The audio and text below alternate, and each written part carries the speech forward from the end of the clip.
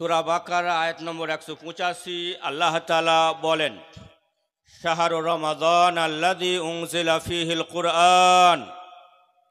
রমজান ওই মাস যে মাসে কুরআন অবতীর্ণ হয়েছে। বুঝতে পারলাম আর মাত্র কয়েকদিন পর যে মাস আসবে সেই মাসে আল্লাহ তাআলা কুরআনকে অবতীর্ণ করেছেন। এর অর্থ হলো যে লাউহে মাহফুজ থেকে প্রথম আসমানের বাইতুল ইজ্জাতে তিনি একসঙ্গে সম্পূর্ণ কুরআনটি অবতীর্ণ করেছেন। অতঃপর প্রথম আসমানে অবস্থিত বাইতুল ইজ্জা থেকে পর্যায়ক্রমে প্রয়োজনের ক্ষেত্রে আল্লাহ তাআলা কুরআনটাকে জিবরিল মারফত তার রসুল মুহাম্মদ সাল্লাল্লাহু আলাইহি ওয়াসাল্লামের উপর অবতীর্ণ করেছেন।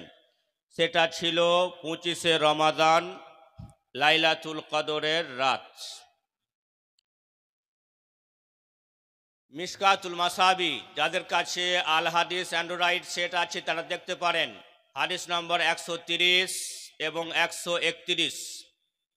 প্রথম হাদিসের বর্ণনাকারী আবু হুরায়রা রাদিয়াল্লাহু আনহু, দ্বিতীয় বর্ণনাকারী বারা বিন আযিব রাদিয়াল্লাহু তাআলা আনহু। তিনি বলছেন, ক্বালা রাসূলুল্লাহ সাল্লাল্লাহু আলাইহি ওয়াসাল্লাম, আল্লাহ রাসূল সাল্লাল্লাহু আলাইহি সাল্লাম বলছেন, ইযা উকবিরাল মাইয়িতু, যখন মৃতকে কবর দেওয়া হবে।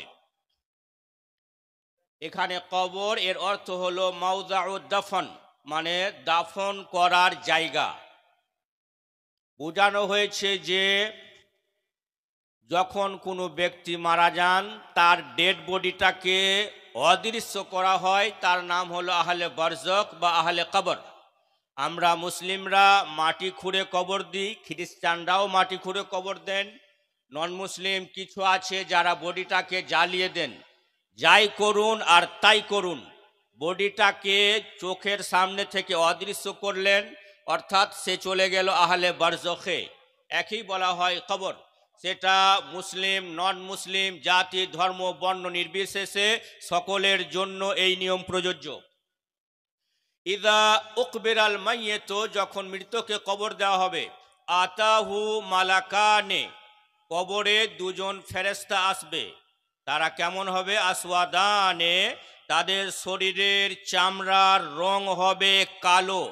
আজরাকানে, যাদের চক্ষুদ্বয় হবে নীল।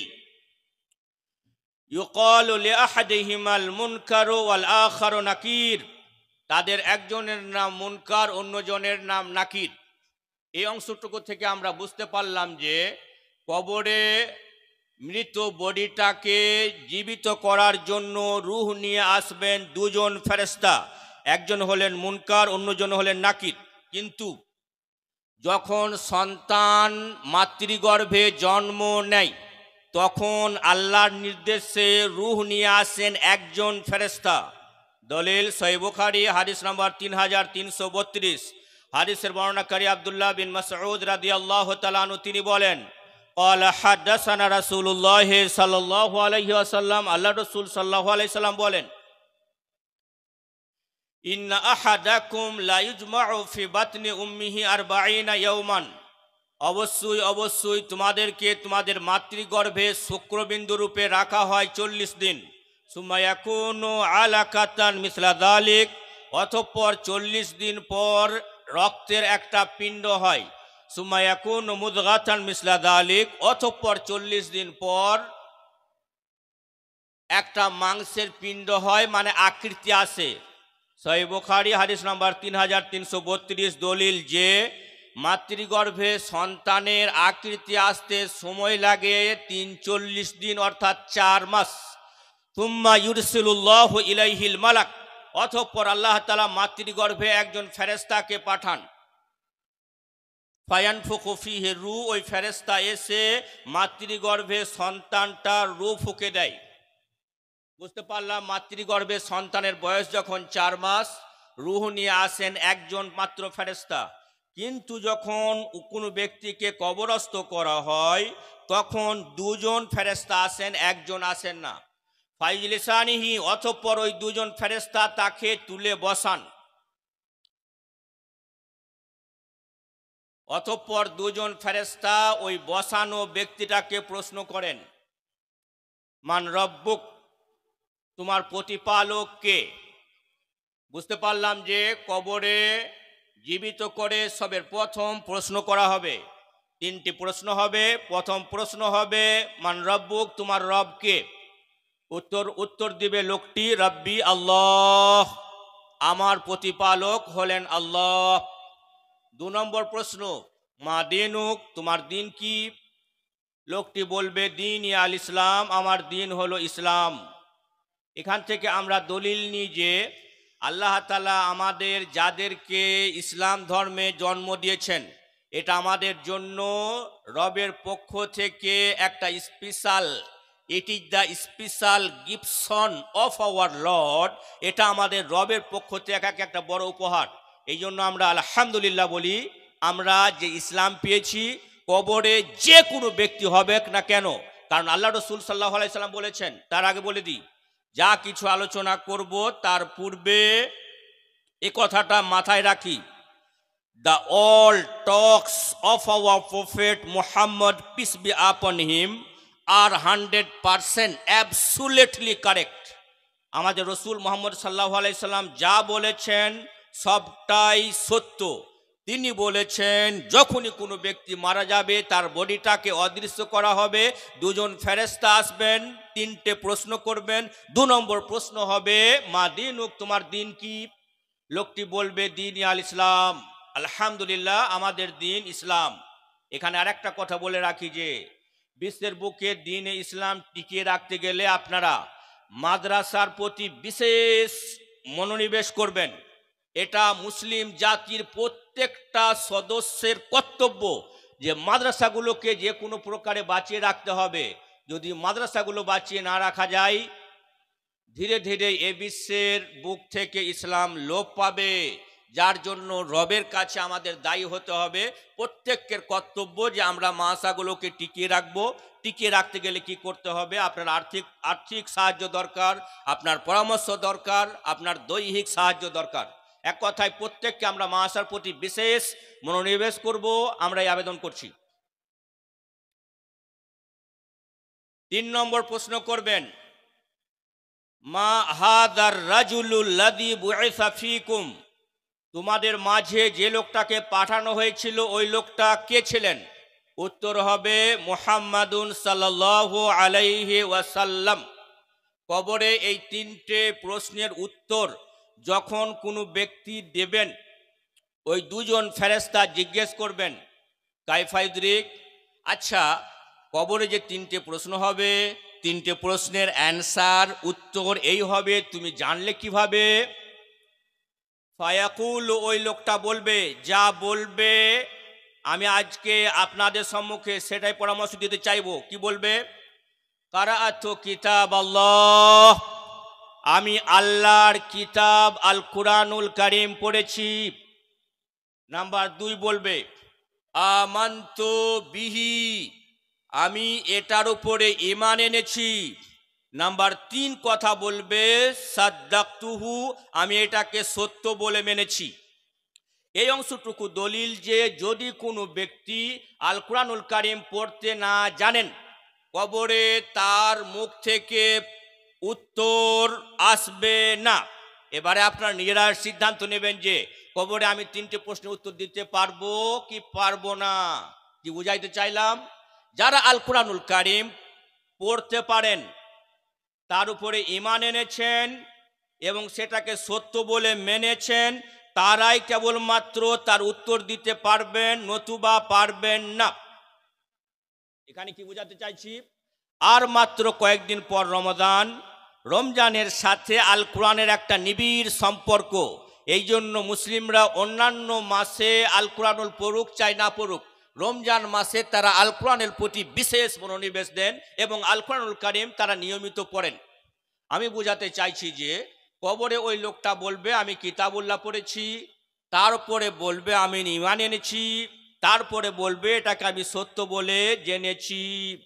এই অংশটুকু দলিল যে আমরা আল কোরআনুল কারীমটা আরবি ভাষায় পড়ব, মাতৃভাষায় বুঝবো না, তাহলে আমরা এর উপরে ঈমান আনতে পারবো না। যখন আল্লাহ তাআলা সম্পর্কে আমার জ্ঞান নেই, আমি কিভাবে আল্লাহর উপরে ঈমান আনবো? এই জন্য তো মুহাদ্দিস সম্রাট ইমাম বুখারী রাহিমাহুল্লাহ তিনি উল্লেখ করেছেন সূরা মুহাম্মদ আয়াত নম্বর 19-এ, ফা'লাম আন্নাহু লা ইলাহা ইল্লাল্লাহ। At first you absolutely know there is no truly God but Allah. আল্লাহ ব্যতীত রেখে কোনো উপাস্য নেই, এটা তুমি জানো। এটা প্রত্যেকের জন্য জরুরি যে সে তার সৃষ্টিকর্তার সম্পর্কে জ্ঞান অর্জন করবে। যদি কোনো ব্যক্তি জ্ঞান অর্জন না করে থাকেন, ইমাম বুখারী রাহিমাহুল্লাহ এই আয়াতকে নিয়ে তিনি পরিচ্ছেদ নির্ধারণ করেছেন, বাবুল ইলমে বাবুল আমালে ক্বাবলাল কওলি ওয়াল ইলম। প্রথমে আপনি বলার পরে এবং জ্ঞান অর্জনের পরে তারপরে আমল করবেন। তাহলে কোনো কথা বলতে গেলে তার উপরে জ্ঞান অর্জন করতে হবে, তার উপরে আমল করতে হবে। বোঝাতে চাইছি যে আল্লাহ সম্পর্কে জ্ঞান অর্জন করতে গেলে আল কুরআনুল কারীমের আদ্যপান্ত সৃষ্টিকর্তা আল্লাহ তাআলা আমাদেরকে কি মেসেজ দিয়েছেন সেটা আমাদেরকে মাতৃভাষাতে বুঝতে হবে। এটা কি আমাদের জন্য জরুরি যে মাতৃভাষাতে আল কুরআনুল কারীমটা বুঝতে হবে? হ্যাঁ, জরুরি। যদি কোনো ব্যক্তি আল কুরআনুল কারীমটাকে মাতৃভাষায় বুঝেন না, তিনি আল কুরআনুল কারীমের উপরে যথাযথ ঈমান আনতে পারেন না। দলিল সূরা বাকারা আয়াত নম্বর 121, আল্লাহ তাআলা বলেন, আল্লাযীনা আতাইনাহুমুল কিতাব, আমি যাদেরকে কিতাব দিয়েছি, ইয়াতলুনাহু হাক্কা তিলাওয়াতিহি, ওরা এটা যথাযথ তেলাওয়াত করে। এখানে আল্লাহ তাআলা কি বলছেন?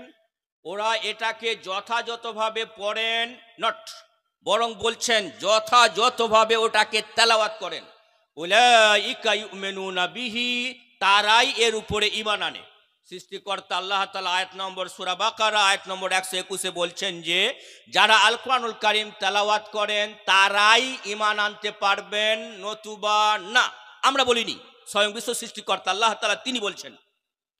আল্লাহ রসুল সাল্লাল্লাহু আলাইহি সাল্লাম সহিহ বুখারী সহিহ মুসলিম হাদিস নম্বর 2699 বলছেন, হাদিসের বর্ণনাকারী আবু হুরায়রা রাদিয়াল্লাহু তাআলা আনহু তিনি বলছেন, ক্বালা রাসূলুল্লাহ সাল্লাল্লাহু আলাইহি ওয়াসাল্লাম, আল্লাহ রাসূল সাল্লাল্লাহু আলাইহি সাল্লাম বলছেন, মাজতামা কওমুন ফি বাইতিন মিন বুয়ুতিল্লাহ, একটা আল্লাহ তাআলার গৃহসমূহের মধ্যে হতে কোনো গৃহে একটা দল একত্রিত হয়, ইয়াতলুনা কিতাবাল্লাহ, ওরা আল্লাহর কিতাব তেলাওয়াত করে।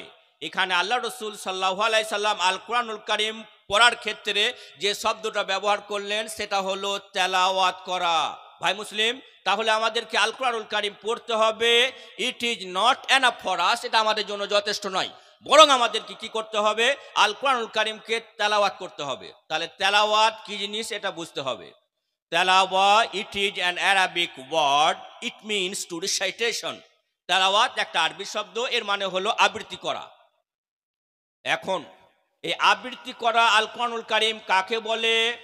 চলেন সালফে সালেহিনরা কি বলেন দেখি। মুহাম্মদ বিন সালেহ আল উসাইমিন রাহিমাহুল্লাহ তাআলা তিনি সহিহ মুসলিম হাদিস নাম্বার 2699-এর ব্যাখ্যা করেছেন রিয়াজুস সালেহিনের আরবি সারাতে। সেখানে তিনি উল্লেখ করেন যে আত-তেলাওয়াতু লাহা সালাসাতু আকসামিন, তেলাওয়াত হলো কন্ডিশন সাপ্লাই, শর্তাবলী প্রযোজ্য। যখন তেলাওয়াতের মধ্যে 3টে শর্ত থাকবে তখন একজন ব্যক্তি আল কুরআনুল কারীম তেলাওয়াত করলো, নতুবা না।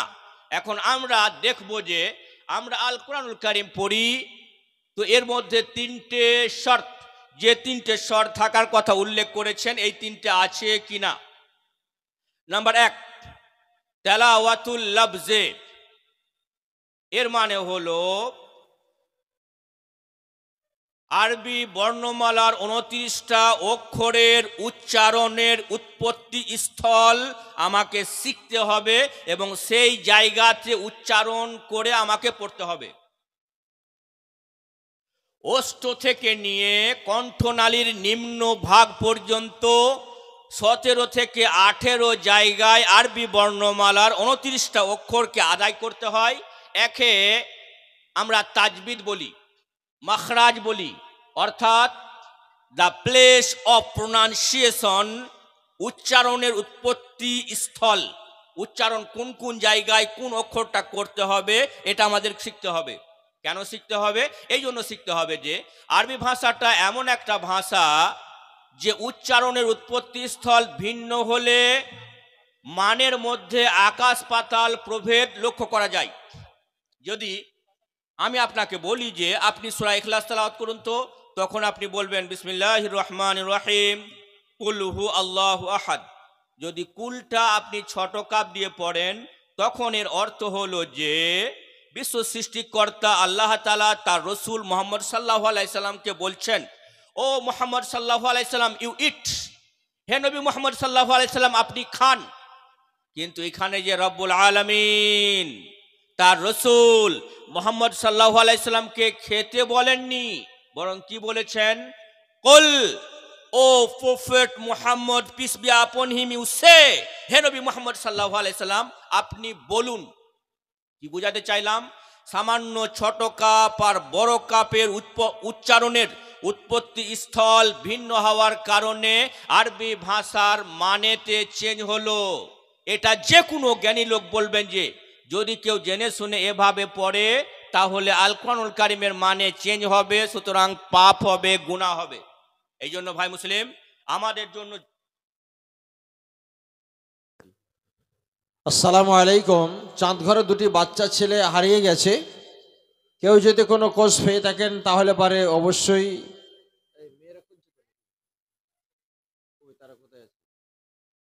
হ্যাঁ ওই গেটের সামনে তারা দাঁড়িয়ে আছে, ওদের হাতে পৌঁছে দেবেন। চাঁদঘরের দুটি বাচ্চা ছেলে, 6 থেকে 7 বছরের ছেলে, খুঁজে পাচ্ছে না, কেউ খোঁজ পেলে জানিয়ে দেবেন।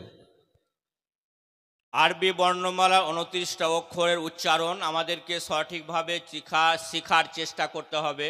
আমাদের ডিউটি চেষ্টা করলাম, অতঃপর হলো না। আল্লাহ তাআলা মাফ করবেন। কেন মাফ করবেন? এই জন্য যে our mother tongue is Bangla, the language of holy Quran is an Arabic. আমাদের মাতৃভাষা বাংলা এবং কোরআনুল কারীমের ভাষা হলো আরবি, সুতরাং মিস্টেক হতেই পারে, আমাকে চেষ্টা করতে হবে।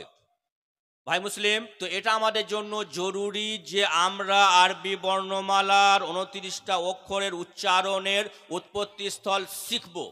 এখন আপনি ভাববেন যে আমি বুড়ো হয়ে গেছি, আমাদের মসজিদে যে ইমাম সাহেব আছেন ইনি হলেন ছোট ছেলে, আমার এত বয়স হয়ে গেছে আমি তার কাছে শিখতে যাব, আমাকে লজ্জা লাগবে। প্রথমত আমাদের পরামর্শ হবে যে শিখার ক্ষেত্রে লজ্জা নাই। কেন লজ্জা নাই? ঠিক এরকম দেখেন, সূরা মায়েদা আয়াত নম্বর 31 আল্লাহ তাআলা বলেন, ফাবাআসাল্লাহু গুরাবান ইয়াবহাসু ফিল আরদি লিইউরিয়াহু। আল্লাহ তাআলা একজন কাককে পাঠালেন, যে কাকটা জমিনকে মাটিকে খনন করছিল, যে কাকটা তাকে দেখাবে। এটার অর্থ কি হলো? অর্থ হলো যে যখন পৃথিবীর প্রথম মার্ডার হয়, প্রথম হত্যাকারী হলেন কাবিল আর হত্যাকৃত হলেন হাবিল। হত্যাকারী কাবিল যখন হাবিলকে হত্যা করলেন, তার ডেড বডিটা কি করবেন এ নিয়ে তিনি টেনশনে পড়ে গেলেন। আল্লাহ তাআলা একটা কাককে পাঠালেন। যেহেতু কুরআনুল কারীমে ফাবাআসাল্লাহু গুরাবান, আল্লাহ তাআলা একটা কাককে পাঠালেন। আল্লামা ইবনে কাসির রাহিমাহুল্লাহ এর ব্যাখ্যা করেন যে দুজন কাক এসেছিল, দুজন কাক এসে আপসে ঝগড়া করলো, একটা কাক মারা গেল।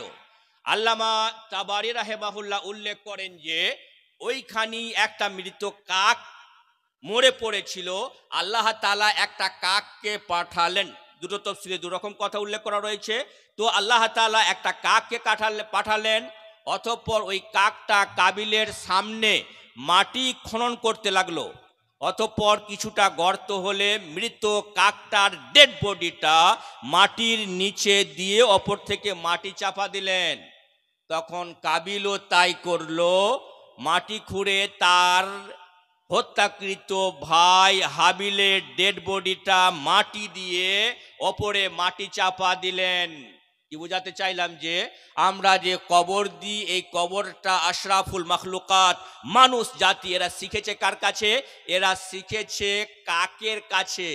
কাক এমন একটা প্রাণী যেটা কেউ পুষতেও চায় না, এরকম ঘৃণিত কাকের কাছে শিখেছে কে? মানব জাতি। এখানে বোঝাতে চাইছি যে এ ঘটনা উপস্থাপন করার উদ্দেশ্য হলো যে শিক্ষার ক্ষেত্রে কোনো লজ্জা নেই। যারা বড় হতে চাইবে এরা যেখানে শিক্ষা পাবে সেখানে তারা যাবে, এখানে কোনো লজ্জা নেই। এরপর যদি কোনো ব্যক্তি প্রেস্টিজ করেন, আমাদের কাছে অ্যান্ড্রয়েড সেটটা, এটা আল্লাহর পক্ষ থেকে বিজ্ঞানীদের মারফত একটা বিশেষ উপহার। যদি আমরা ইউটিউবে যাই, আল কোরআন শিক্ষা বাংলাতে বলি, তাহলে ওখানে দেখবেন চলে আসবে সামনেই কোন অক্ষর কোথায়, কিভাবে, কণ্ঠনালীর কোন জায়গাতে, জীবের কোন জায়গাতে, ওষ্ঠের কোন জায়গাতে উচ্চারণ করতে হবে, আপনাকে বাংলা স্পেশালভাবে শেখানো হয়েছে। যদি আপনি চেষ্টা করেন অন্তপক্ষে সামান্যটা শিখতে পারবেন। এটা আমাদের কর্তব্য, এটা আমাদের কর্তব্য যে আমাকে শিখতে হবে। এই বক্তৃতা শুনলাম, অতঃপর আল কোরআনুল কারিমটা আরবিতে যেবতেব করে পড়লাম। আমাদের মাথায় ঢুকে আছে যে রমজান মাস আসছে, যে কোনো প্রকারে হোক আল কোরআনুল কারিমটা খতম করতে হবে। খতম করার ব্যাপারে কিছু বর্ণিত হয়নি। যতগুলো আয়াত, যতগুলো হাদিস আছে সব আল কোরআনুল কারিম পড়তে হবে, তেলাওয়াত করতে হবে এ কথা, কিন্তু খতম করতে হবে এ কথা বলা হয়নি। জানেন, যাকে জান্নাতের প্রতিটা দরজা দিয়ে আহ্বান করা হবে তিনি হলেন আবু বকর সিদ্দিক রাদিয়াল্লাহু তাআলা আনহু। তিনি বলছেন, ইরাবু আয়াতি মিনাল কুরআনিল কারীম আহাব্বু ইলাইহা আন আহফাযাহা। আল কোরআনুল কারীমের একটা আয়াত বুঝে পড়া আমার নিকটে ওটা মুখস্থ করা চাইতে অনেক বেশি পছন্দনীয় আমল। কে বলেছেন? তাহলে আল কোরআনুল কারীম মুখস্থ করলাম আর কিছুই বুঝলাম না, আবু বকর সিদ্দিক রাদিয়াল্লাহু আনহু বলেছেন। কোথায় পাবেন? আমাদের মাদ্রাসায় পড়া হয়, আপনাদের এখানে পড়া হয়। বইটার নাম ফাতুল মান্নান লিতাসিলিল ইতকান। সেই বইয়ে হযরত আবু বকর সিদ্দিক রাদিয়াল্লাহু তাআলা আনহুর এই উক্তি নকল করা আছে। কি বোঝাতে চাইলাম ভাই মুসলিম? যে আমাকে কোরআনুল কারীম শেষ করতে হবে, মুখস্থ করতে হবে, আর আমি কিছুই বুঝলাম না, এই জন্য আল কোরআনুল কারীম অবতীর্ণ করা হয়নি। এই জন্য আল্লাহ তাআলা তার রাসূল মুহাম্মদ সাল্লাল্লাহু আলাইহি সাল্লামকে যখন নিজেকে পড়তে বলেছেন, হে নবী মুহাম্মদ সাল্লাল্লাহু আলাইহি সাল্লাম আপনি পড়ুন, তখন তিনি অবতীর্ণ করলেন সূরা আলাক, বিসমিল্লাহির রহমানির রহিম, ইকরা বিসমি রাব্বিকাল্লাযী খালাক। হে নবী মুহাম্মদ সাল্লাল্লাহু আলাইহি সাল্লাম আপনি পড়ুন আপনার রবের নামে যিনি আপনাকে সৃষ্টি করেছেন। কিন্তু যখন আল্লাহ তাআলা মানব জাতিকে মেসেজ পৌঁছানোর জন্য নির্দেশ দিয়েছেন, তখন আল্লাহ তাআলা আল কোরআনুল কারীমের 5 জায়গাতে, ওর মধ্যে সূরা কাহাফ আয়াত নম্বর 27 আল্লাহ তাআলা উল্লেখ করেন, ওয়াতলু মা উহিয়া ইলাইকা মিন কিতাবে রাব্বিক। হে নবী মুহাম্মদ সাল্লাল্লাহু আলাইহি সাল্লাম আপনার কাছে যা প্রত্যাদেশ করা হয়েছে তোমার রবের পক্ষ থেকে তা আপনি তেলাওয়াত করুন। এখানে পড়ার কথা উল্লেখ করা হয়নি, বরং তেলাওয়াতের করা। তেলাওয়াত করার কথা হলো যে, অর্থ হলো যে কোনো ব্যক্তিকে আল কোরআনুল কারীম বুঝানো, আর নিজে বুঝলাম, এর অর্থ হলো তেলাওয়াত করা। তাহলে তেলাওয়াত এর প্রথম যেটা শর্ত সেটা থাকতে হবে যে তেলাওয়াতুল লফজে, মানে আরবি বর্ণমালা 29টা অক্ষরের সঠিক উচ্চারণের উৎপত্তি স্থল শিখতে হবে। এটা আমাদের জন্য জরুরি। যদি কোনো ভাই অবহেলা করেন তার জন্য পাপ হবে। নাম্বার 2, তেলাওয়াতুল মানা, অর্থ বুঝে পড়তে হবে। যদি এ কথা আগেকার যুগের লোকেরা বলতো যে আমরা আল কোরআনুল কারীমের অর্থ বুঝবো কি করে পাবলিকরা, এ সুযোগ আর নেই। আল কোরআনুল কারীমের প্রতিটা ভাষাতে অনুবাদ হয়ে গেছে, বাংলাতে অনুবাদ হয়েছে। আপনি যদি বাংলা কোরআনুল কারীম না কিনতে পারেন, আপনার বাড়িতে অ্যান্ড্রয়েড সেট থাকবেই, আপনার ছেলের কাছে থাকবে না, আপনার মেয়ের কাছে থাকবে না, কাউরির কাছে থাকবেই। আপনি একটা বাংলা আল কোরআনুল কারীমের ডাউনলোড করবেন। কার ডাউনলোড করবেন? যদি বিভিন্ন অনুবাদকের ডাউনলোড করেন, দেখবেন আল কোরআনুল কারীমে অনেক জায়গাতে মানেতে ভুল আছে। এই জন্য কারণ কিছু লোকের আকীদা আছে যে যেখানে আল্লাহর গুণাবলীর কথা উল্লেখ করা হয়েছে সেখানে তারা আল্লাহর গুণ না বর্ণনা করে বরং ব্যাখ্যা করেন। যারা দেখতে চাইবেন আপনারা সূরা কলম আয়াত নম্বর 42-এ দেখতে পারেন, ইয়াউমা ইউকশাফু আন সাকি ওয়া ইউদআউনা ইলা সুজুদ। সেদিন আল্লাহ তাআলা হাঁটুর নিচের অংশটাকে খুলে দেবেন। দেখবেন অনেকে মানে করবেন যে অন্য মানে করবে, কিন্তু এখানে সাকুন শব্দের মানে হলো হাঁটুর নিচের অংশ। এই জন্য আমরা পরামর্শ দেব যে ডাক্তার মুজিবুর রহমান, হাফেজ আইনুল বাড়ি আলিয়াবি বা ইত্যাদি যারা আলে হাদিসের আলেম যারা বাংলা কোরআনের তর্জমা করেছেন সেটা পড়বেন। নতুবা ভুল তর্জমা করলে, ভুল ব্যাখ্যা করলে পাবলিকরা সেটা বুঝতে পারবে না। যদিও আলহামদুলিল্লাহ আমরা সেটা পারবো, কিন্তু পাবলিকরা সেটা বুঝতে পারবে না। এই জন্য কি বই পড়বেন সেটা নির্বাচন করতে হবে। আমি পরামর্শ দেব যে বাংলা আল কোরআনুল কারীম, ডাক্তার মুজিবুর রহমান মাত্র কয়েকদিন আগে মারা গেলেন। আল্লাহ তাআলা তার কবরের আযাবকে মাফ করুন, তাকে আল্লাহ তাআলা জান্নাতবাসী করুন। তিনি একটা খুব আল্লাহ তাআলা তার দ্বারা অনেক দামি কাজ নিয়েছেন, অনেক গুরুত্বপূর্ণ কাজ নিয়েছেন। তো আল কোরআনুল কারীমের একটা বাংলা অনুবাদ ডাউনলোড করবেন। আপনি একটা আয়াত পড়বেন, একটা আয়াত পড়ে তার অনুবাদ পড়বেন। আর আলহামদুলিল্লাহ এত সুবিধা আজকাল, প্রতিটা আয়াতের নিচে মাতৃভাষাতে অর্থ দেওয়া আছে। আবার আপনি যদি সেখানে হাত দেন তাহলে সেখানে আবার তফসির চলে আসবে। যে তফসির আপনার পড়তে পছন্দ লাগবে, অর্থাৎ সালফে সালেহিনের যে তফসির, সেই তফসির আপনি পড়বেন। মানে এটা আপনার জন্য একেবারে ইজি। মানে ঠিক আজকাল যেমন বেরিয়েছে না ফাস্টফুড, খাবার তৈরি করতে হবে না, খাবার তৈরি আছে, আপনি গিয়ে খেয়ে নেবেন। তেমনি আল কোরআনুল কারীমটা আল্লাহ তাআলার বিশেষ রহমত যে আমাদের কাছে ঠিক ফাস্ট ফুডের মতো। যদি আমি চাই যে সময় বের করব আর পড়ব কোনো মৌলভী সাহেব ছাড়াই, আপনি বেশিরভাগটা নিজে নিজেই বুঝতে পারবেন। যদিও সামান্য কিছুটা বুঝতে গেলে কোনো ইসলামিক স্কলারের সম্মুখীন হতে হবে, কিন্তু আপনি বেশিরভাগটা নিজে সহজেই বুঝতে পারবেন। ভাই মুসলিম, এই জন্য কুরআনুল কারীম রমজানে শেষ করতে হবে, এটা মাথা থেকে বের করি। বরং আমাদের পরামর্শ হবে যে আপনি একটা আয়াত পড়ুন। আপনাকে কি এটা মনে হয় না যে আমি প্রতিদিন প্রতি রাকাতে সূরাতুল ফাতিহা পড়ি, আর সূরা ফাতিহার অর্থ বুঝলাম না, সূরা ফাতিহার তাফসীরটা একবার বাংলার পড়ার চেষ্টাও করলাম না, আমি নামাজে কি পড়লাম নিজেই বুঝলাম না, তাহলে এটা যেন ব্রেন ঠিক কবুল করে না। এই জন্য এটা আমাদের ডিউটি হবে যে আমরা প্রতিদিন অন্তপক্ষে একটা আয়াত পড়ব। এখন কখন পড়বেন, দিনে পড়বেন না রাতে পড়বেন, কোথায় পড়লে লাভ বেশি আছে চলেন দলিল দেখি। মুসনাদ আহমদ বিন হাম্বল হাদিস নাম্বার 6626, হাদিসের বর্ণনাকারী আব্দুল্লাহ বিন আমার, তিনি বলছেন ক্বালা রাসূলুল্লাহ সাল্লাল্লাহু আলাইহি ওয়াসাল্লাম, আল্লাহ রাসূল সাল্লাল্লাহু আলাইহি সাল্লাম বলছেন আসিয়ামু ওয়াল কুরআনু ইয়াশফাআনি লিল আবদি, রোজা এবং কোরআন সুপারিশ করবে বান্দার জন্য। কোন বান্দার জন্য? যারা রোজা রাখবে তাদের জন্য রোজা সুপারিশ করবে, যারা কুরআনুল কারীম তেলাওয়াত করবে তাদের জন্য কুরআনুল কারীম সুপারিশ করবে। ইয়াকুলুল কুরআন, ও কুরআন বলবে, কি বলবে? রব্বি, হে আমার প্রতিপালক, মানাআতুন নাওমা ফিল লাইলে, আমি এই লোকটাকে রাতের বেলায় নিদ্রা থেকে বাধা প্রদান করেছি, ফাশাফিনি ফিহি, সুতরাং আপনি আমার সুপারিশ গ্রহণ করুন। এটা আমাদের পরামর্শ থাকবে যে রমজানের বেলাতে, দিনের বেলাতে আমরা উপোস থাকলাম, আর রাতের বেলাতে সময় বের করে কুরআনুল কারীম তেলাওয়াত করলাম। আমরা পরামর্শ দেব যে অত্যন্ত ব্যস্ত মানুষ আমি, অত্যন্ত ব্যস্ত মানুষ আপনি, এর সত্ত্বেও অন্তপক্ষে রাতে, প্রতিদিন রাতে কন্টিনিউ, এই মাত্র রমজান থেকে শুরু করেন এবং সারা বছর কন্টিনিউ আপনি আল কোরআনুল কারীমের একটা আয়াত নেন, ওই আয়াতটার প্রতিটা অর্থ বুঝেন এবং আয়াতটার অর্থ বুঝেন, তফসিরে হাত দেন, আপনি তফসির বুঝেন।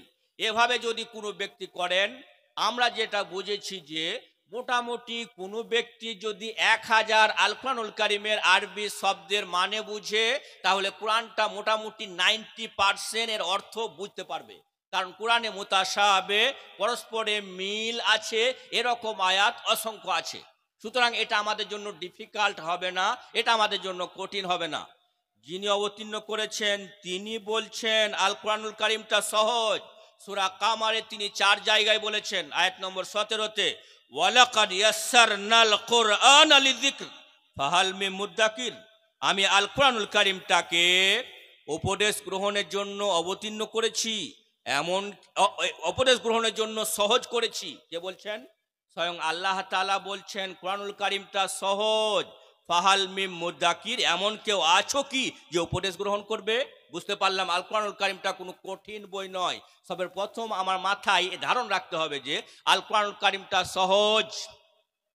আর আল্লাহ তাআলা বলেছেন ওয়া আন লাইসা লিল ইনসানি ইল্লা মা সাআ, মানুষ যা চেষ্টা করবে তা তার রব তাকে দিবেনি। সুতরাং যদি চেষ্টা করি তো অবশ্যই পারবো। 2 নম্বর হলো তেলাওয়াতুল মানা, অর্থাৎ অর্থ বুঝতে হবে। নাম্বার 3 তেলাওয়াতুল আমাল, মানে যেটা বুঝলাম সেটাকে আমল করতে হবে। যখন আমি পড়ব আহাল্লাল্লাহুল বাইআ ওয়া হারামা রিবা, আল্লাহ তাআলা সুদকে হারাম করেছেন এবং ব্যবসাকে হালাল করেছেন, এই আয়াত যখনই পড়ব সুদের সাথে যাবতীয় রিলেশনকে আমাকে সঙ্গে সঙ্গে বিচ্ছিন্ন করতে হবে। এর নাম হলো আমল করা। কি বোঝাতে চাইলাম যে আল কোরআনুল কারীম যারা তেলাওয়াত করবেন সেই নির্দেশই আল্লাহ তাআলা দিয়েছেন। এর মধ্যে 3টে জিনিস থাকতে হবে। নাম্বার 1 সঠিক উচ্চারণ করে পড়তে হবে। নাম্বার 2 অর্থ বুঝে পড়তে হবে। নাম্বার 3 তারপরে আমল করতে হবে। যখন অ্যাট এ টাইম আল কোরআনুল কারীমের মধ্যে 3টে জিনিস থাকলো, তখন আলহামদুলিল্লাহ মরে যাওয়ার পরই কবরে যে আমার প্রশ্ন হবে, এই প্রশ্নের উত্তর আমি সহজেই দিতে পারবো, কোনো অসুবিধা হবে না। আল্লাহ রাসূল সাল্লাল্লাহু আলাইহি সাল্লাম সে কথা বলেছেন। এখন আল কোরআনুল কারীম যদি তেলাওয়াত করি, আমরা বেশিরভাগরা খুব হুঁশিয়ার চালাক। পৃথিবীতে বেঁচে থাকতে গেলে আল কোরআনুল কারীম আমার কোনো উপকার দিবে কিনা এ নিয়ে আলোচনা। সহিহ মুসলিম হাদিস নম্বর 2699, আল্লাহ রাসূল সাল্লাল্লাহু আলাইহি সাল্লাম বলেছেন মাজতামা কওমুন ফি বাইতিম মিন বুয়ুতিল্লাহি ইয়াতলুনা কিতাবাল্লাহি ইয়াতাদারাসুনাহু বাইনাহুম, যখন একটা দল কোনো এক জায়গায় একত্রিত হয় আল্লাহর কিতাব তেলাওয়াত করে, তখন কি হয়? ইল্লা নাজালাত আলাইহিমুস সাকিনা, তাদের উপরে শান্তি অবতীর্ণ হয়। যেসব মানুষগুলো ডিপ্রেশনে ভোগেন, যেসব মানুষগুলো অবসাদে ভোগেন, আল্লাহর পক্ষ থেকে তার ডিপ্রেশন দূর হবে, তার উপরে শান্তি অবতীর্ণ হবে। এই জন্য ভাই মুসলিম, আমরা চেষ্টা করব যে আল কোরআনুল কারীম নিয়মিত তেলাওয়াত করব, তাহলে অন্ততপক্ষে পিস অফ মাইন্ড, অন্তরের প্রশান্তি আসবে। নাম্বার 2 গাশিয়াত হুমুর রহমা, আল্লাহর রহমত ওই লোকটাকে ঢেকে নেবে। আপনি বলবেন রহমত কি জিনিস? এই জিনিস রহমত। সহিহ বুখারী হাদিস নম্বর 6463, আল্লাহ রাসূল সাল্লাল্লাহু আলাইহি সাল্লাম বলছেন লা ইয়াদখুলু আহাদুন আল জান্নাতা বিআমালিহি, কোনো ব্যক্তি তার আমলের বিনিময়ে জান্নাতে যাবে না। কি বুঝাতে চাইলাম? আমি নামাজ পড়ি আমি জান্নাতে চলে যাব, আমি রোজা রেখেছি আমি জান্নাতে চলে যাব, এ ধারণা নয়। বরং আমরা রোজা রাখছি, নামাজ পড়ছি, এটাতে আমরা আল্লাহর সন্তুষ্টি, আল্লাহ আমার উপরে রহম করবেন এই জন্য পড়ছি। তো কোনো ব্যক্তি রহমত বেটি রেখে জান্নাতে যেতে পারবে না। সাহাবায়ে কেরামরা জিজ্ঞেস করলেন ওয়ালা আনতা ইয়া রাসূলুল্লাহ, হে আল্লাহ রাসূল সাল্লাল্লাহু আলাইহি সাল্লাম আপনিও কি না? কলা, তিনি বললেন ওয়ালা আনা, আমিও না। ইল্লা আয়াতাগাম্মাদানি বিরহমাতিন ফাআদখুলুহা, হ্যাঁ আমার প্রভু আমাকে রহম করবেন, ফলে আমি জান্নাতে যাব। এ হাদিস দলিল যে জান্নাতে যেতে গেলে একটা পদার্থ লাগবে, তার নাম হলো দি মার্সি অফ অলমাইটি আল্লাহ, আল্লাহ তাআলার দয়া। তো আমরা যদি নেক আমল করি, এ আল কোরআনুল কারীম তেলাওয়াত করি, তখন আল্লাহ তাআলা আমাদের উপরে কি করবেন? দয়া করবেন। এই জন্য ভাই মুসলিম, আল কোরআনুল কারীম তেলাওয়াত করলে পৃথিবীতে লাভ রয়েছে। লাভ নাম্বার 3, হাফাতুমুল মালাইকা, ফেরেশতারা ওই মজলিসকে ঢেকে নেন।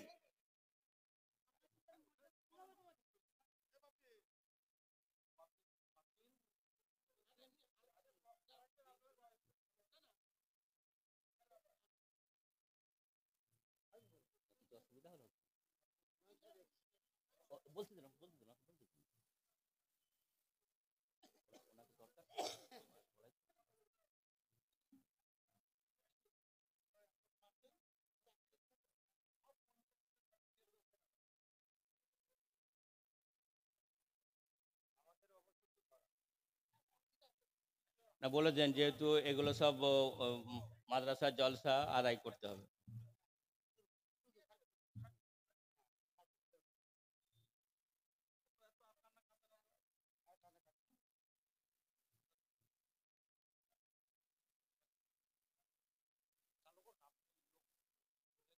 ওখানে বলবে না তো, আমার তো ওই জন্য তো দাঁড়িয়ে আছে।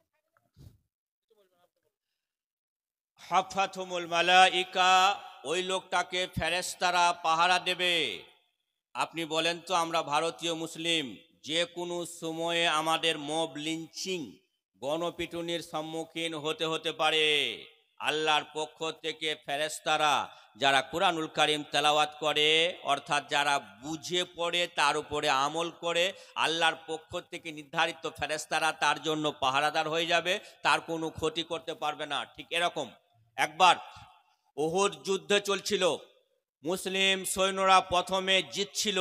ওরা মালে গনিমত নেওয়ার জন্য আল্লাহ রসুল সাল্লাল্লাহু আলাইহি সাল্লামকে ছেড়ে ছুটে চলে গেলেন। এই সময় একজন মুশরিক আল্লাহ রসুল সাল্লাল্লাহু আলাইহি সাল্লামকে একাকী দেখতে পেয়ে তার হাতের লম্বা বর্ষাটা তুলেছেন মাথার ওপরে, যে তিনি আল্লাহ রসুল সাল্লাল্লাহু আলাইহি সাল্লামকে হত্যা করবেন। দূরে অবস্থান করছিলেন তালহা রাদিয়াল্লাহু আনহু, তিনি বললেন, আমি দেখলাম যে ওই লোকটার মাথা থেকে তার বডিটা আলাদা হয়ে গেল। আল্লাহ রসুল সাল্লাল্লাহু আলাইহি সাল্লামকে মারতে এসেছিলেন, মারতে পারলো না। তখন কি বোঝানো হলো? তালহা রাদিয়াল্লাহু আনহু তিনি বলছেন, তিনি জিজ্ঞেস করলেন যে এটা কি করে হলো? তিনি বলছেন যে জিবরিল এবং মিকাইল নামক দুজন ফেরেশতা এসে ওই লোকটাকে হত্যা করলেন। এটা হলো মানুষের পাহারাদার হবে ফেরেশতাগণ। যখন ইমাম আহমদ বিন হাম্বলকে চাবুক মারা হচ্ছিল, যে চাবুক মারছিল, চাবুক মারতে মারতে হঠাৎ দূরে সরে যায়, চাবুক মারা বন্ধ করলো। বাদশা জিজ্ঞেস করলেন, কেন চাবুক মারা বন্ধ করলে? তখন ওই লোক জল্লাদ বলল, ইন্নী আরা মা লা তারাউন, আমি যা দেখেছি তোমরা তা দেখোনি। কি দেখেছিলেন তিনি? ফেরেশতাদের হুঙ্কার শুনেছিলেন। এই জন্য ভাই মুসলিম, আল কোরআনুল কারীম তেলাওয়াত করলে পার্থিব জগতে লাভ রয়েছে। এই জন্য রমজানের সাথে আল কোরআনুল কারীমের একটা নিবিড় সম্পর্ক রয়েছে। আল কোরআনুল কারীম আমরা বোঝাতে চাইছি আজকের মেসেজ থেকে যে আল কোরআনুল কারীম আমরা আরবিতে পড়বো, এটা আমাদের জন্য যথেষ্ট হবে না। যদিও আল্লাহ রসুল সাল্লাল্লাহু আলাইহি সাল্লাম বলেছেন, মান কারাআ হারফাম মিন কিতাবিল্লাহি ফালাহু হাসানাতুন ওয়াল হাসানাতু বিআশরি আমসালিহা, যে ব্যক্তি কোরআনুল কারীম পড়লো, এখানে বুঝে পড়লো আর না বুঝে পড়লো সে কথা উল্লেখ করা হয়নি, বরং বুঝে পড়লো না বুঝে পড়লো উল্লেখ করা হয়নি। যারা কোরআনুল কারীম পড়লো, প্রত্যেকটা অক্ষরের বিনিময়ে এক থেকে 10 থেকে 700 পর্যন্ত নেকি দেওয়া হবে। এটা নেকি হবে আল কোরআনুল কারীম পড়লে, সেটা ভিন্ন কথা। কিন্তু আল কোরআনুল কারীম আমাদেরকে বুঝে পড়তে হবে, কারণ এটা হলো আমাদের জন্য গাইডেন্স, পথ নির্দেশনা। এই জন্য ভাই মুসলিম, আজকে আমরা মেসেজ দিতে চাইবো আপনাদের কাছে যে যারা আমরা আল কোরআনুল কারীম রমজান মাসে কোনো রকম ভাবে পড়ে খতম করতে হবে, এটা না করে যতটা পড়বো অতটা বুঝে পড়বো, এটা আমরা চেষ্টা করব। এই মেসেজ দিব, প্রভু তুমি আমাদের সকলকে সেই তৌফিক দেখ। এখন আপনি আল কোরআনুল কারীম গোটাই শেষ করতে পারলেন না, যতটাই আপনি বুঝে পড়লেন, আপনি সেদিন রবের কাছে বলতে পারবেন যে আমি আল কোরআনুল কারীমটা বুঝে পড়ার চেষ্টা করেছি। চেষ্টা করলে হতে পারে রব সেদিন মাফ করে দেবেন। এই জন্য ভাই মুসলিম, এটা আমাদের জন্য জরুরি যে আল কোরআনুল কারীমের উপর ঈমান আনতে হবে। ঈমান আনতে গেলে আমাদেরকে সেটাকে বুঝে পড়তে হবে, কারণ আল্লাহ তাআলা সূরা বাকারা আয়াত নম্বর 121 সে কথাই বলেছেন, আল্লাযিনা আতাইনাহুমুল কিতাব, আমি যাদেরকে কিতাব দিয়েছি, ইয়াতলুনাহু হাক্কা তিলাওয়াতিহি, এরা ওটা যথাযথ তেলাওয়াত করে, উলাইকা ইউমিনুনা বিহি, তারাই ওর উপরে ঈমান আনে। বুঝতে পারলাম, ঈমান আনতে গেলে তেলাওয়াত করতে হবে কোরআনুল কারীমে, তাহলে মরে যাওয়ার পরে কবরে যে 3টে প্রশ্ন হবে, এই 3টে প্রশ্নের উত্তর আমি যথাযথ দিতে পারবো। হুদাল লিন্নাস, আমি আপনাদের সম্মুখে সূরা বাকারা আয়াত নম্বর 185 ব্যাখ্যা করার চেষ্টা করছি। এটা ছিল শাহরু রমাদান আল্লাযী উনজিলা ফীহিল কুরআন, রমজান ওই মাস যে মাসে কোরআনুল কারীমকে অবতীর্ণ করা হয়েছে। তারপরে আল্লাহ তাআলা বলেন হুদাল লিন্নাস, it is the guidance for mankind, এটা হলো পথ নির্দেশনা মানব জাতির জন্য। এখানে আল্লাহ তাআলা লিন্নাস, আল কুরআনুল কারীম পথ নির্দেশনা দেবে কাকে? মানব জাতিকে। কিন্তু তিনি সূরা বাকারা আয়াত নম্বর 2 বলছেন হুদাল লিল মুত্তাকিন, ইট is the guidance for those who fear, এটা পথ নির্দেশনা দিবে ওদেরকে যারা আল কুরআনুল কারীম অর্থাৎ যারা সংযমী মুত্তাকি আল্লাহওয়ালা তারা। তাহলে দুটো আয়াতের পরস্পর বিরোধী অর্থ বহন করছে। প্রথম অর্থ বুঝতে পারলাম যে হুদাল লিন্নাস মানব জাতিকে পথ দেখাবে, সূরা বাকারা 2 নম্বর আয়াতে হুদাল লিল মুত্তাকিন আল কুরআন পথ নির্দেশনা দিবে কেবলমাত্র মুত্তাকিদের, সবাই কি নয়। পরস্পর বিরোধী অর্থ আল কুরআনুল কারীমে এরকম পরস্পর বিরোধী অর্থ কোথাও নেই, বরং আমাদের বুঝার ভুল। ঠিক এরকম হুদাল লিল মুত্তাকিন 2 নম্বর আয়াত, আল্লাহ তাআলা মুত্তাকিকে পথ দেখাবেন আল কুরআনুল কারীম দ্বারা। এর অর্থ হলো আল ইসালু ইলাল মাতলুব, একজন ব্যক্তিকে তার গন্তব্যস্থলে পৌঁছানো। ঠিক আমি বললাম যে আমি দেবগ্রাম যাব, জানি না, কোনো ব্যক্তি আমাকে সাথে করে নিয়ে দেবগ্রামে পৌঁছাইলেন। এটা হলো কুরআনুল কারীম যারা মুত্তাকি তাদেরকে পথ নির্দেশনা দেবে। এর অর্থ হলো যারা মুত্তাকি হবেন, আল্লাহওয়ালা হবেন, আল কুরআনুল কারীম তাকে হাত ধরে নিয়ে গিয়ে তার গন্তব্যস্থল জান্নাতে প্রবেশ করাবে। আর হুদাল লিন্নাস সূরা বাকারা আয়াত নম্বর 185, হুদাল লিন্নাস মানব জাতির জন্য পথ নির্দেশনা। আচ্ছা, মাশাল্লাহ। দেবগ্রামের নার্সিংহোমের মালিক ডাক্তার রিঙ্কু ভাই, উনি ডিঙ্গেল মাদ্রাসায় 10,000 টাকা দান করেছেন। ডিঙ্গেল মাদ্রাসায় 10,000 টাকা দান। আর আমাদের দেবগ্রামের পঞ্চায়েতের প্রাক্তন প্রধান ভাই মোহের সাহেবকে আপনারা স্টেজে দেখতেই পাচ্ছেন। উনি এবং আর ওনার 2 জন সাথী মানে মোহের, রাজু আর বাপিন, এই 3 জনে মিলে 60,000 টাকা দান করেছে ডিঙ্গেল মাদ্রাসায়। মাশাআল্লাহ, আলহামদুলিল্লাহ। আল্লাহর কাছে দোয়া করি আল্লাহ এদের দানগুলো কবুল করে নিয়ে আল্লাহ মালে হায়াতে তুমি বরকত দান করো, আল্লাহুম্মা আমিন।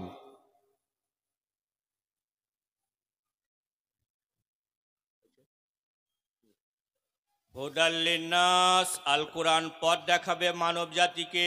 এর অর্থ হলো ইরাআতুত তারিক, মানে রাস্তা বাতলে দেওয়া। আমি বললাম দেবগ্রাম যাব, জানি না, কোনো ব্যক্তি আমাকে বললেন আপনি এখানে টোটোতে চাপেন, আপনাকে একেবারে আপনি দেবগ্রামে পৌঁছে যাবেন, অর্থাৎ রাস্তা বাতলে দেওয়া। আল কুরআনুল কারীম মানব জাতিকে রাস্তা বাতলে দেবে, এটা আমাদের উদ্দেশ্য হবে না।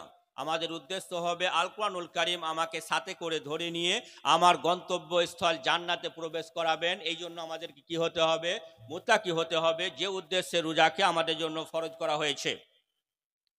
অবায়িনাতিম মিনাল হুদা ওয়াল ফুরকান, এটা হলো হেদায়েতের স্পষ্ট প্রমাণাদি। যদি কোনো ব্যক্তি হেদায়েত চান তাকে আল কুরআনুল কারীম বুঝে পড়তেই হবে। আল ফুরকান এবং সত্য ও মিথ্যার মধ্যে পার্থক্যকারী, যারা কোনটা হক পথ কোনটা বেহক পথ জানতে চাইবেন তাদেরকে আল কুরআনুল কারীম বুঝে পড়তেই হবে। আল্লাহ রাব্বুল আলামিন আমাদেরকে এই নির্দেশ দিচ্ছেন, ফামা শাহিদা মিনকুমুশ শাহরা ফালিয়াসুম, যে ব্যক্তি রমজান মাস পাবে তাকে রোজা রাখতেই হবে। আর মাত্র কয়েকদিন পরে রমজান মাস আসছে, রমজান মাস পেলে রোজা রাখতে হবে। এ আয়াতে ফামান শাহিদা মিনকুমুস সাহারা, তোমাদের মধ্য হতে যে ব্যক্তি রমজান মাস পাবে, এখানে তোমাদের বলতে কাদের কথা বুঝিয়েছেন আল্লাহ তাআলা? সূরা বাকারা আয়াত নম্বর 183 আল্লাহ তাআলা বলেন, ইয়া আইয়ুহাল্লাযীনা আমানু, হে ওরা যারা ঈমান এনেছো, কুতিবা আলাইকুমুস সিয়াম, তোমাদের উপরে রোজাকে ফরজ করা হয়েছে। এখানে মিনকুম এর অর্থ হলো যে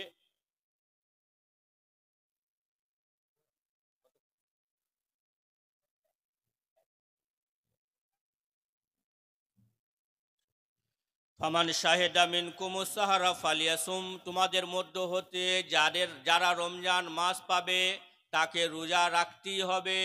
এখানে তোমাদের মধ্যে বলতে আল্লাহ তাআলা সূরা বাকারা আয়াত নম্বর 183-তে বলেছেন মুত্তাকিদেরকে। সুতরাং যারা মুত্তাকি হবে তাদের জন্য রোজা ফরজ করা হয়েছে। এক কথায় সোজা বাংলায়, আমরা যারা 5 ওয়াক্ত নামাজ পড়ি না তাদের জন্য রোজা ফরজ নয়। সবের প্রথম আমাকে 5 ওয়াক্ত নামাজ ধরতে হবে, তারপরে রোজা ফরজ, সে কথা বোঝানো হয়েছে।